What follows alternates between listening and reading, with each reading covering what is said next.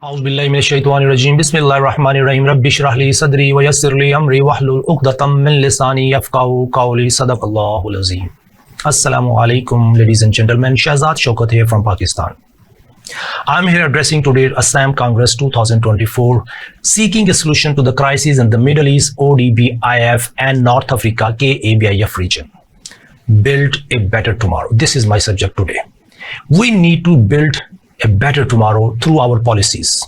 I really appreciate on ASSAM Congress 2024 that ASSAM has been working towards unifying Muslim nations to ensure the prosperity and stability, believing this unity is crucial for global peace and justice. From 2017 to 2023, ASSAM's Africa Islamic Union Model International Congress established the necessary institutions and legislative framework for an Islamic Union.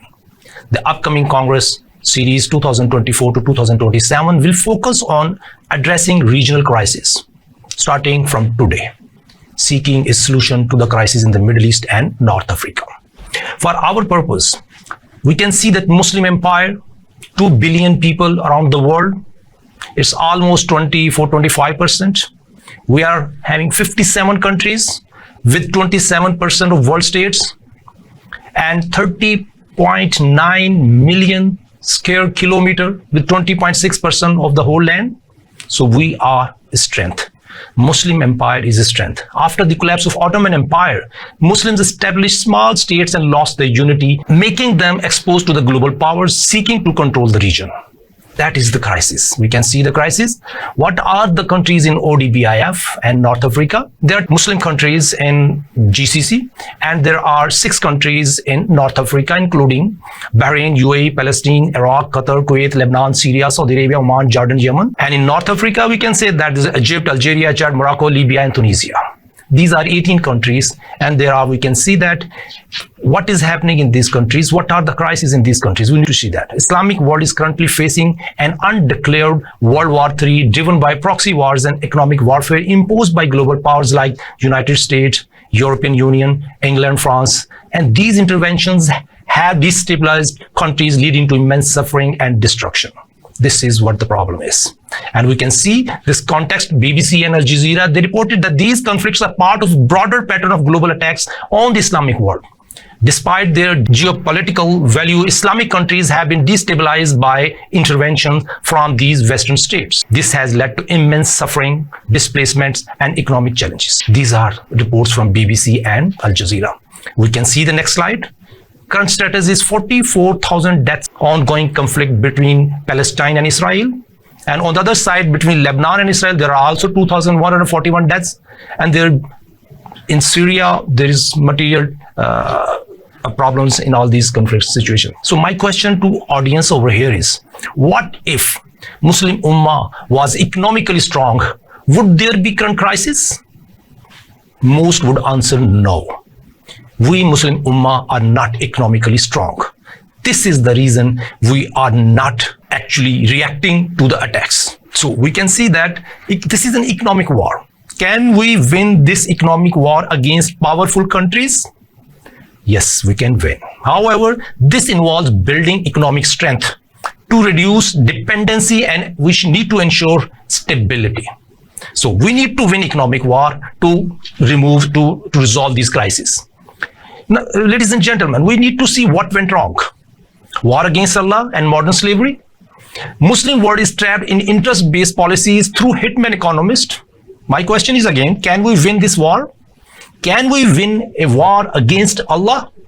If we see Turkey, 50% rate of interest.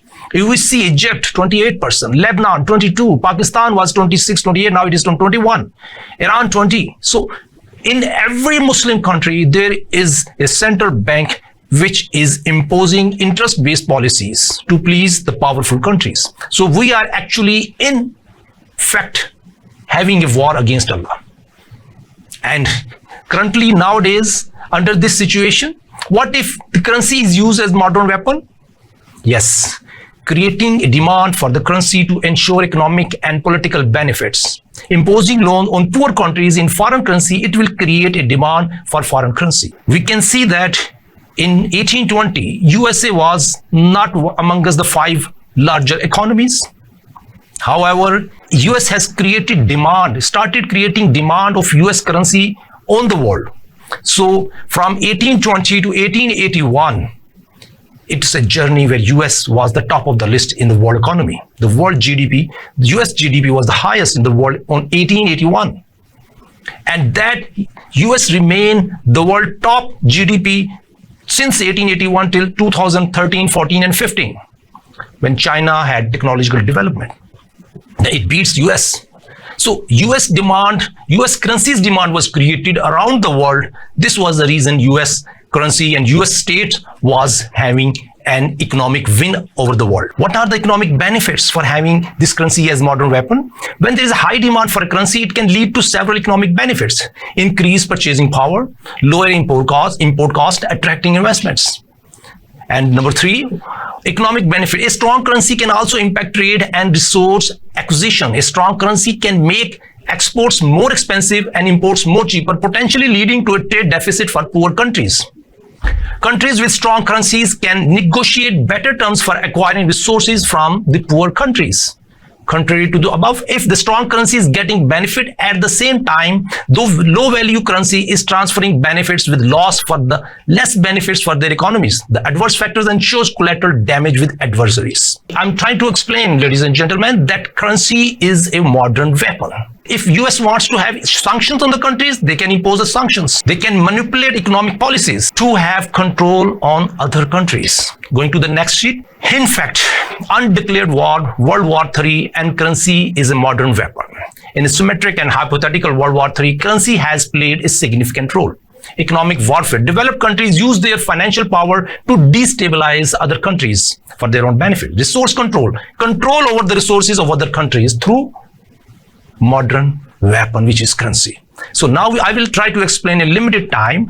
In GCC, ODBIF and KABIF countries, there are 3 categories of the countries. The first category that has pegged their interest with US dollar. For example, Bahrain, UAE, Qatar, Kuwait, Saudi Arabia, Oman, Jordan. They have pegged their currency with US dollar and they're getting benefit. If dollar is strong, they're getting benefit. If dollar is weaker in the world, they are not getting benefit. They're at the loser end. But on the other hand, because since last 140 years, US is number 2 after 2014, 15, 16. But since 1881, it was at top of the list, the highest GDP. So Bahrain, UAE, Qatar, these are oil producing countries, Saudi Arabia, Oman. So they have availed the benefits of US dominance.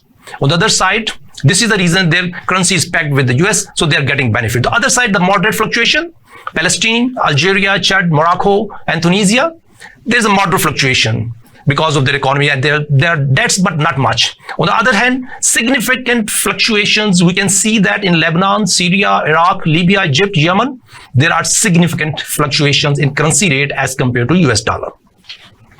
If we can see, rate since last 10 years, during 2014, Syria, Lebanon, Egypt, Libya, top of the list.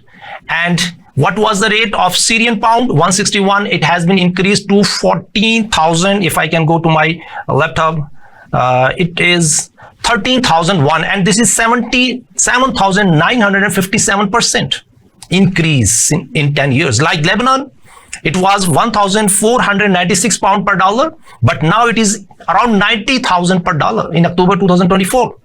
Specifically, exactly 89,731. It is 5,898% increase.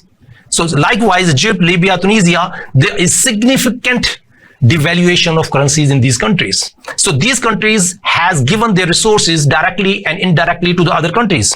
If we go to the next slide, if we see the rest of the world Muslim countries like Turkey, Pakistan, Sudan, the situation is not different. For example, Sudan, its currency has been devalued from 5.7 to 601. Turkey, it has been from 2 lira per dollar to 34 lira per dollar. And Pakistan from 98 rupees to 277 rupees per dollar. Likewise, Iran and Indonesia. So we can see all over Muslim world, except those countries who has pegged their currency with dollar, there is significant devaluation in rest of the Muslim world. For example, I can give you example of Turkey, because Turkey is your country and our country will love them. What happened in Turkey? Go to Wikipedia, see what happened. In 1960, we could have taken 9 lira against $1. 1980, 80 lira against $1. And 2005, 1.35 million lira against $1. So that is the significant devaluation in Turkish currency. Why is like that? Turkey has to change the policy divided by 1 million. They had introduced new currency, TRY. So now we see that from 2014, $1 was equivalent to 2.2 new lira. And if we see the old lira, TL, it is 2.2 million. Today, 2024, with $1, we can take 34.15 Turkish new currency lira, which is TRY, and equivalent, if we compare it with the old lira, it is 34 million lira. So that is the cause of the inflation, because we are having a war with Allah. Percentage term, we can see that if there is huge devaluation, there is huge inflation. For example, in economic status of ODBIF countries, we can see Lebanon having 221% inflation. Like Syria and Yemen and Iraq, we can see that there are inflation, high inflation in those countries which has currency devaluation. Likewise, Egypt, in the next chart, Tunisia, we can see that Egypt is having high inflation rate. So we can see that economic status of these countries, we are losing through our currency. We are losing our resources through our currencies. So point over here is, what is the economic challenge? Ladies and gentlemen, let me conclude the situation over here. Economic challenges in these regions driven by the dominance of the US dollar and the local currency devaluation underscore the need for economic reforms and cooperation.